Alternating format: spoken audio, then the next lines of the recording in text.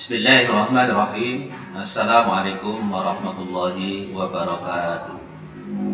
Anak-anakku semuanya, dimanapun kalian berada, untuk kali ini kita akan melanjutkan materi pelajaran bahasa Arab, yaitu tentang pola dasar kalimat.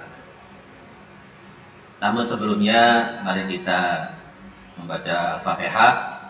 Mudah-mudahan kalian semuanya diberi hidayah sehingga dapat memahami materi yang akan kita bicarakan pada hari ini. Bismillahirrahmanirrahim. Alhamdulillahirabbil alamin. Arrahmanirrahim. Maliki yaumiddin. Iyyaka na'budu wa iyyaka nasta'in. Ihdinas siratal mustaqim. Siratal ladzina an'amta 'alaihim ghairil maghdubi 'alaihim waladdallin. Amin. Anak-anakku semuanya, materi yang akan kita pelajari pada hari ini yaitu tentang pola dasar kalimat. Di dalam bahasa Arab disebut dengan istilah an-nafdul asasiyyu, yaitu pola dasar kalimat. Kalau kita mengingat pola dasar kalimat di dalam bahasa Indonesia, di sana akan kita jumpai ada yang namanya pokok kalimat, ya, ada yang dikatakan sebutan, dan ada yang dikatakan penderita. Ada juga yang mengatakan ada subjek, ada predikat, ada objek. Nah, di dalam bahasa Arab juga tidak jauh berbeda pemahamannya tentang pola dasar kalimat itu. Terdiri dari fa'il, ada fi'il, dan ada maf'ulun bih. Fa'il di dalam bahasa Arab kalau diterjemahkan ke dalam bahasa Indonesia bisa dikatakan subjek atau pokok kalimat. Sedangkan fi'il di dalam bahasa Arab, kalau kita padukan dengan bahasa Indonesia, maka fi'il itu bisa dikatakan dengan istilah predikat atau sebutan. Sedangkan maf'ul bih di dalam bahasa Indonesia disebut dengan istilah penderita atau objek. Nah, kali ini kita akan mencoba untuk mempelajari pola dasar kalimat-kalimat di dalam bahasa Arab. Pola dasar kalimat bahasa Arab, di sana kita akan menjumpai ada fi'il. Fi'il bisa juga fi'il madhi, bisa fi'il mudhari. Fi'il madhi itu artinya kata kerja yang sudah dilaksanakan. Sedangkan fi'il mudhari kata kerja yang sedang dan akan dilaksanakan. Kamu perhatikan contoh-contoh di dalam LKS kalian. Di sana ada kolom-kolom, ada fi'il madhi, ada fa'il, ada maf'ul bih. Kadang-kadang bisa juga jar dan majrur. Contoh yang kita pelajari ini yaitu pola dasar yang mana predikatnya itu terdiri dari fi'il madhi. Atau mungkin kamu masih ingat di dalam pelajaran bahasa Inggris, di sana ada past tense, ya. Tidak ada past tense, fi'il madhi. Kamu perhatikan contoh berikut ini.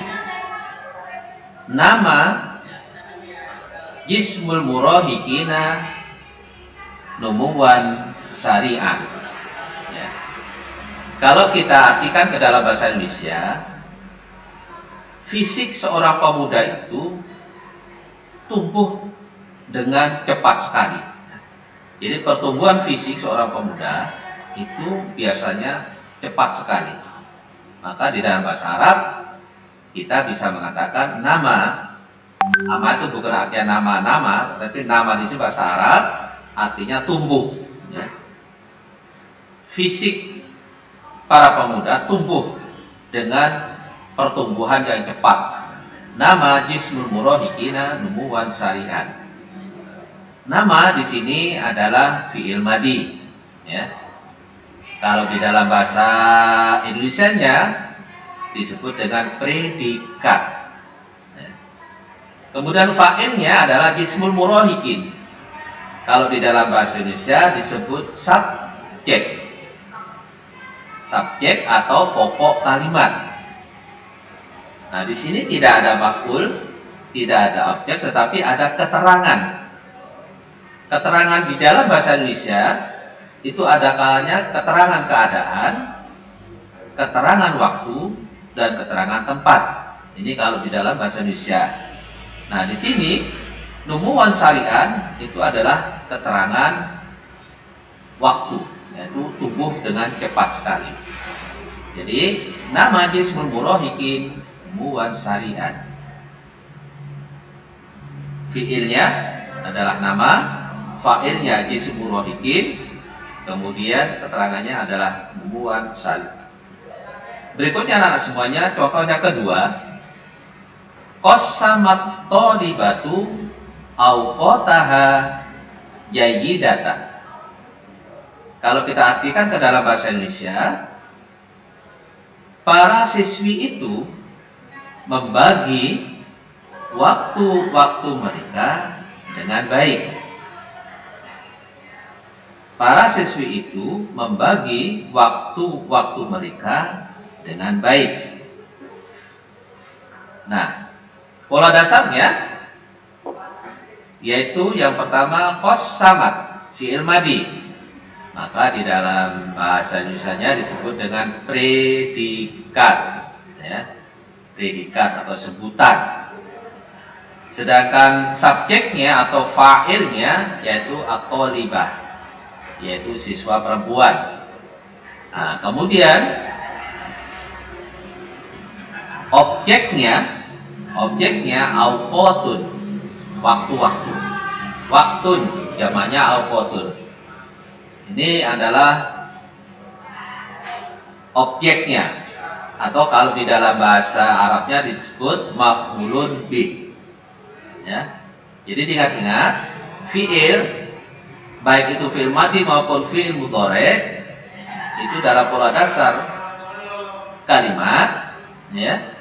Itu kalau dalam bahasa Indonesia disebut predikat atau sebutan. Sedangkan fa'il itu disebut dengan istilah subjek atau pokok kalimat. Sedangkan maf'ulun bih biasa disebut dengan objek atau penderita. Jadi yang dikenai satu pekerjaan. Jadi sebenarnya bahasa Indonesia dengan bahasa Arab yang kita pelajari ini tidak jauh berbeda, hanya cara pengucapannya yang berbeda. Kalau di dalam bahasa Indonesia, pola dasar kalimat ada subjek, ada predikat, ada objek. Maka di dalam bahasa Arab ada fa'il, ada fi'il, ada maf'ulun bih. Hanya di dalam kita menyusun kalimat, kalau di dalam bahasa Indonesia itu biasanya pokok kalimatnya ditulis di depan, baru predikat, baru objeknya. Tetapi kalau di dalam bahasa Arab, yang ditulis dulu adalah predikatnya, baru pokok kalimatnya atau subjeknya, kemudian baru berikutnya adalah objek, dan disambung juga dengan keterangan-keterangan. Keterangan di sini ada 3 macam: keterangan waktu, keterangan keadaan, dan keterangan tempat. Jadi ingat-ingat. Contoh yang ketiga, qadha at-thalibu ayyamal utrati fil qaryati. Kalimat ini sama dengan kalimat yang nomor 2, itu sangat lengkap sekali. Jadi ada predikatnya, ada subjeknya, ada objeknya, dan ada keterangan. Ya. Qadha itu artinya menghabiskan. At-thalibu, para siswa. Ayyamal utrat, hari-hari libur. Fil qaryati, di desa. Jadi Kalau kita artikan ke dalam bahasa Indonesia, para siswa itu menghabiskan hari-hari liburnya di desa. Qadha itu adalah fiil, kalau dalam bahasa Indonesia disebut predikat atau sebutan. At-thalibu adalah fa'il, kalau dalam bahasa Indonesia disebut dengan subjek atau pokok kalimat. Kemudian ayyamun utlaq itu adalah ayyamun utlati, itu disebut dengan objek atau maf'ulun bih, sedangkan fil qaryah itu adalah keterangan. Di sini qaryah artinya keterangan tempat. Jadi para siswa itu menghabiskan hari-hari liburnya di desa. Desa itu termasuk dengan keterangan tempat. Contoh yang nomor 4, tamanna at-thalibu ayyakuna togiban. Ya. Ini kalau kita lihat dengan contoh yang nomor 3 tadi, di sini tidak ada keterangan waktu, tidak ada keterangan tempat, tidak ada keterangan keadaan. Tetapi ini sudah termasuk kalimat sempurna karena ada subjeknya, ada objeknya, dan kemudian ada predikatnya.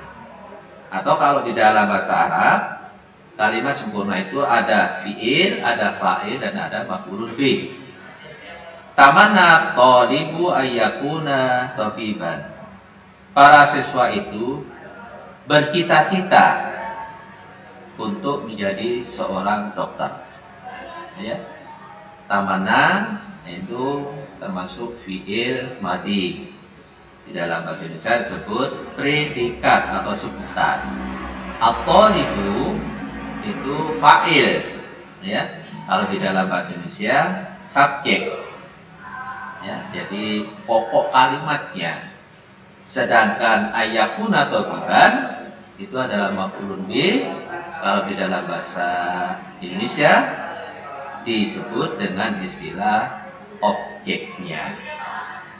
Anak-anakku semuanya, saya kira tidak perlu banyak-banyak kita untuk memahami pola dasar kalimat ini.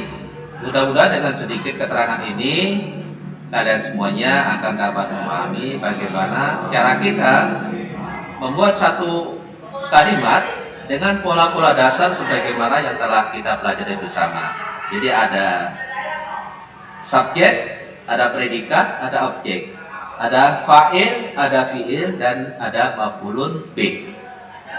Mudah-mudahan dengan sedikit keterangan ini kalian semuanya menjadi paham, dan saya berharap kalian semuanya mudah-mudahan selalu sehat dan selalu dalam lindungan Allah Subhanahu wa taala.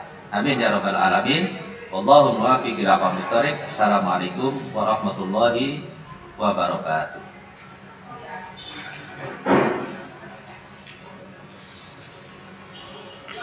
Sambut.